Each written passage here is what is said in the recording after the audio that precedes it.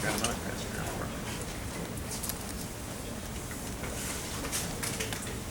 All right, thank you for coming. Very pleased with our win. Very pleased with our fast start. That was something that was real important, that we made a big emphasis in our program. Not very pleased when we had the lull in the second quarter, when we had this four-down drive. Well, I'll give you a quick rundown of our personnel and how they played. First of all, offensive champions, Jordan Hall, great to see him, 159 yards and graded out 81%. I guess those are career highs for him, and I thought he played very well. Chris Fields had 2 touchdowns, 3 out of 3 opportunities, made all 3. And Philly Brown, graded out champion. Offensive player of the week was Jordan Hall. Obviously not near what we expect on offense, so we have to get a lot better, but those kids did play well. On defense, you had Noah Spence. I believe that was his first start. Graded out 80% and had a sack. Graded champion. Duran Grant graded out 96%. Out of 21 opportunities, made him play 18, which is high. And a lot of opportunities made his plays. And Christian Bryant was defensive player of the game and graded out at 94%. So we got to do a little better. The good thing is we have a chance to get better. A lot of new players on defense. When Shazier cramped up, we were down there. Christian Bryant was basically the only veteran player out there. So I'm anxious to see a lot of improvement. We should get, looks very positive for C.J. Barnett to be back. Bradley Roby will be back. We're going to get more play out of Corey Lindsley on offense. And so that's a positive. We're starting to get our roster back in time. As of now, Rod Smith will be back if he has a good week of practice and does it all right. So that helps us. We're all really noticed that as in special teams. Positive about kicking game was our kickoff unit was fantastic. I want to say that they were held inside the 20 every time. I believe they were, except for once, 20 or 22. And special teams player of the week was Ron Tanner. And an honorable mention with Von Bell. Von Bell had 3 tackles on kickoff. Ron Tanner just really played well. And kickoff and a variety of other spots on special teams. It was good to see our Australian get in there and punt the ball a little bit. Kind of negotiated a bad, not a great snap, and I expect him to get a lot better as we move forward. So I'll answer any questions for you. On the right, David. Coach David Wilson, 10 TV. 4 running backs get carries on Saturday. If Rod has that good week of practice, how does he fit into that mix? How many touches would you like to see him get? Well, that's a good question. I don't know. We kind of, last spring, I had the intention of making Jordan Hall more of an H, but an H that can come in and motion in, and that's what can cause issues for defenses. So, I don't know. We'll see how he practices. I hope he does earn a right to carry the ball, because then it'll free up Jordan Hall maybe to help us in some other areas as well. Middle, David. Dave, Bill Bucknuts, Urban, is there a chance Brad Roby could be one of the game captains? He's obviously one of the leaders of this team. He won't be at all this year. This year? Yeah, at any point this year? That's a good question. I haven't thought about it. I stuck Norwell out there last year. Mike Grable said something to me really intriguing about he was not elected a game captain. Oh, well, a captain of the team, but what we were talking about. He is a captain. And so I just, Norwell, the way he has been, I wanted to put him out there. We did that. Far left, Rusty. In light of what San Diego State did in the opener, first of all, have you seen anything on them? And secondly, what didn't go right for them if you did indeed see it? Oh, they're arguably the best tailback we'll face all year. Was injured, I believe, in the first quarter.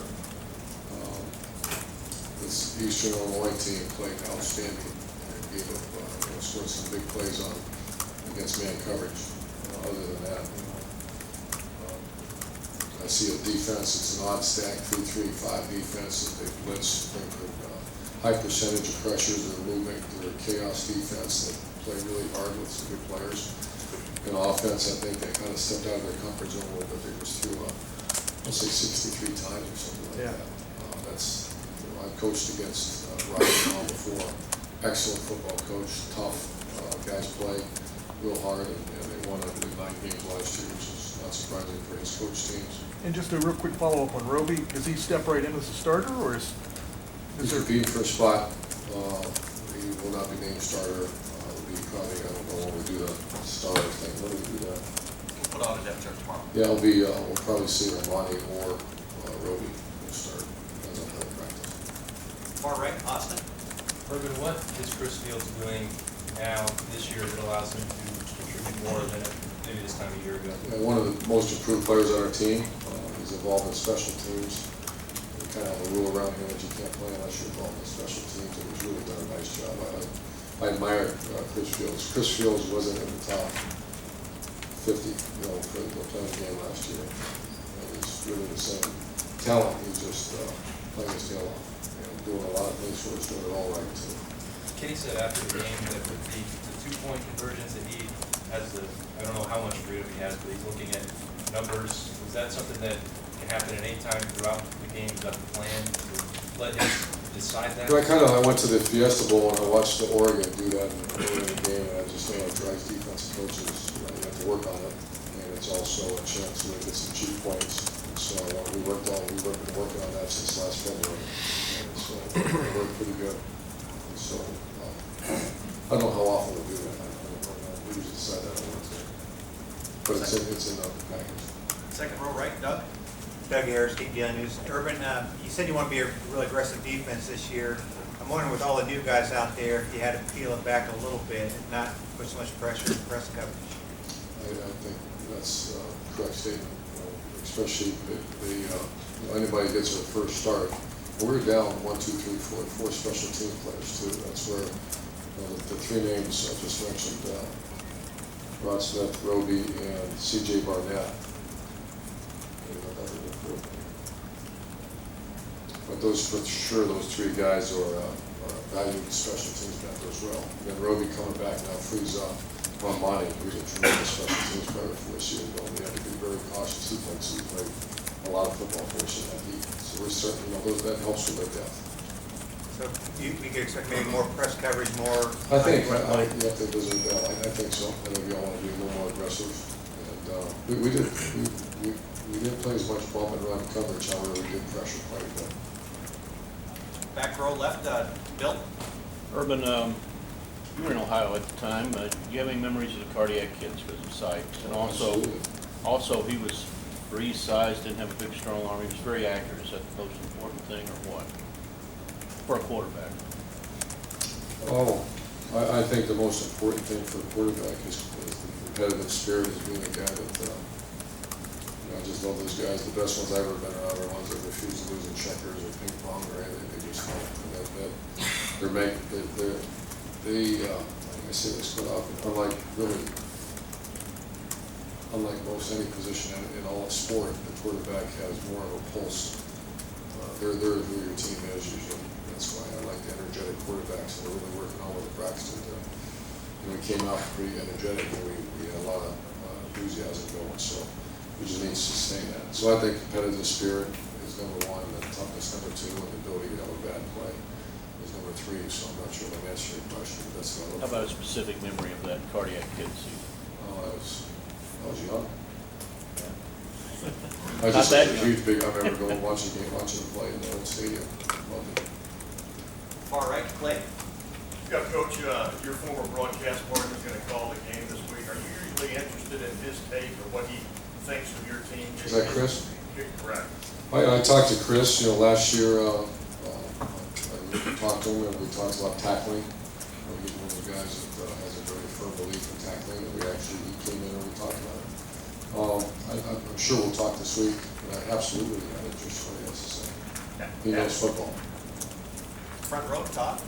We've got a chance to see Braxton's personality this year. He just seems such a humble, nice kid. How difficult is it to live with Manziel's country to navigate the pitfalls of fame and success for a young guy?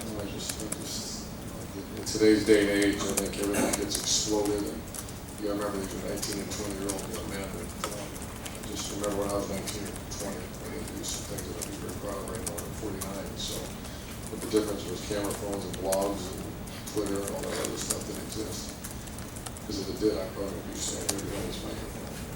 And I imagine a few of you would be working where you're working. Not to mention any names today. So I don't know the whole story. I have a lot of respect for the coach, and I hope my heart always goes to the player. Like, my gosh, I'll leave well, and go play the game. But I get it. Front row, Tim. Yeah, for Semi-Columbus Dispatch. A couple of quick questions. Number one, when you watched Bradley work over the last month, what have you seen about him? Have you seen what you wanted to see? You understand what I'm asking there? And just, what will he bring, you think, to the... I'll give you my take on Bradley Roby, who I have a lot of respect for, and his mother as well, is he made a decision to come back. And his decision to come back, I don't know if he didn't announce why. It's because he came in with a group of players and wanted to finish, which I think is very admirable. He catches a lot of people in his ear, people that, you could have done this, you could have done this, and after you've been told that for so long. So I believe that he went through a little bit of a funk of buyer's remorse or whatever. I think he'd be a good one to talk to because he's a mature guy at the right time you can. And I've seen ever since the incident that occurred, which by the way, everything was, once the videotape came out, there was no assault, there was no battery, there was no whatever. But I think he learned a really strong lesson. He's done everything we've asked him to do. And I'm anxious to get him back on the field. Second thing, special teams. Have you seen something with Kerry Coombs as the coordinator? Have you seen I don't know, more coordinated approach? I mean, just talk about what. And it seemed to have y'all seem to have a pretty good day with those on Saturday and stuff. I think he's a little more organized than the previous coordinator we had here. You know what I'm talking about. Yeah. With Kerry, the number one thing I think I see on Kerry's organization, not number one thing is energy, passion, and motivation. He's a tremendous motivator. Very good in front of the team. And I have so much stuff going on, I wanted to be fair and to be able to devote much, because I devote a lot of time to our offense too, so I just wanted to be fair, and I thought, he earned that right, and he's doing, I think, a very good job. Middle, Steve. Yeah, Coach, after you guys went back and looked at the tape, some of the breakdowns on the offensive line, what were some of the consistent themes, or what were the things that you guys saw that were happening? Well, we get beat a couple of times and it gets exposed. I mean, for the most part, I think we played okay. We can't get exposed. And the player they had, his stock in the draft just went up a little bit after playing against us. He did a very good job. He manhandled some guys and did a good job. So whenever that happens, when you do, you go back to your fundamentals and keep working and keep running. I have utmost confidence in our offense line and the position coach. What he did with them a year ago, what he's doing now with them, they'll play much better than they have to. But give credit where credit due. There was issues, and the biggest issue was a fantastic football player.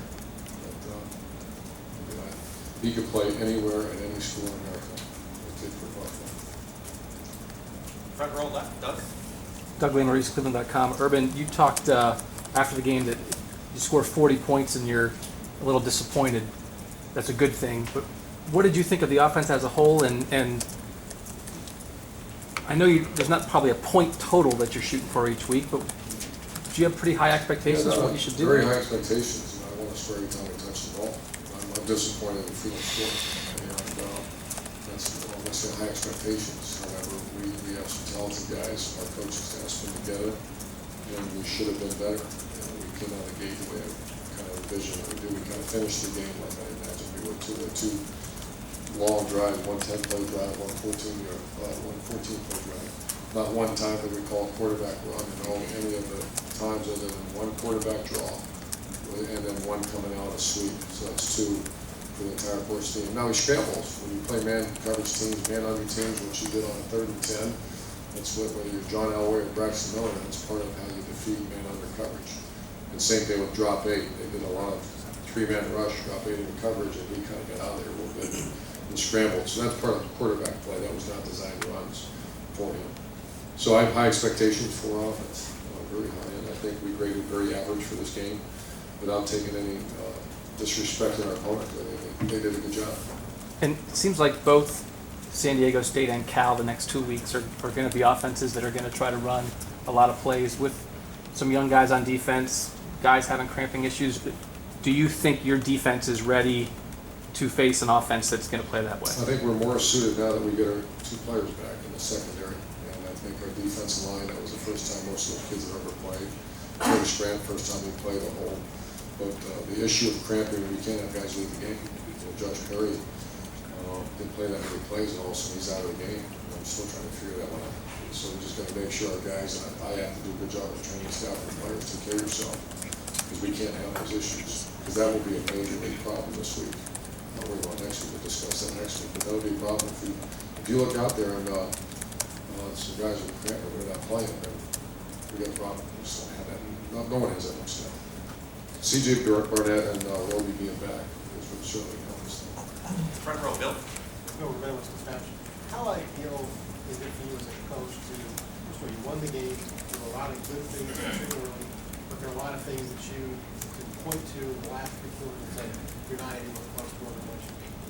In that sense, was it almost a perfect world for you as a coach? That's a good question, Bill, and I think complacency is certainly not a problem this week. There have been times where you smoke the team and then all of a sudden you're going on Tuesday and you start trying to get after them, and everyone looks like you're good, because they've just been told how great they are. So I think that's very valid and as much cleaner as all of us would like to see it. It's a great opportunity for us to coach them really hard and get better too.